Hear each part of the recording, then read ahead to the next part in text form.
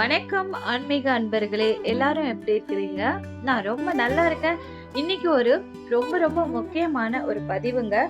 வீட்டில் செல்வ வளம் பெருக, பணவரவு அதிகரிக்க இந்த பரிகாரம் நிச்சயம் உங்களுக்கு பயன்படும். கண்டிப்பா உங்களுக்கு கை கொடுக்குங்க. நம்ம முன்னோர்கள் பயன்படுத்தியதாக கூறப்படும் ஒரு பாரம்பரிய தெய்வீக மணப்பொடியை எப்படி தயாரிப்பது என்று பார்க்கலாங்க.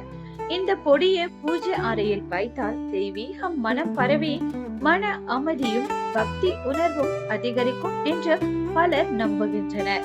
இந்த பொடியை தயாரிக்க தேவையான பொருட்கள் 10 ஏலக்காய், 2 விரலி மஞ்சள், 3 சந்தன கட்டிகள், 2 ஸ்பூன் சோம்பு, 1 சிறிய துண்டு பச்சை கற்பூரம், 3 முதல் 5 ஸ்பூன் செவ்வாது பொடி.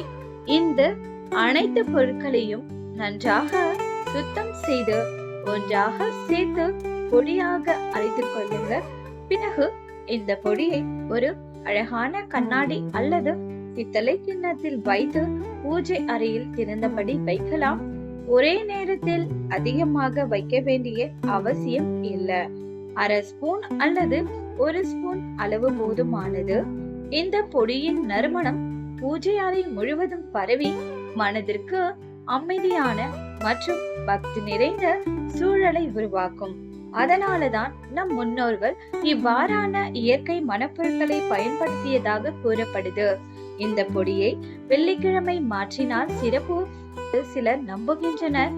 விருப்பப்பட்டால் புதன்கிழமையும் மாற்றலாம்.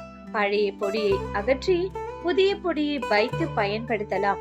ஆன்மீக நம்பிக்கையின்படி பூஜை அறை சுத்தமாகவும் நறுமணத்துடனும் அமைதியான சூழலுடனும் இருந்தால் வீட்டில் நேர்மறை எண்ணங்கள் அதிகரிக்கும், குடும்பத்தில் மகிழ்ச்சியும் ஒற்றுமையும் நிலைக்கும் என்று பலர் கருதுகின்றனர்.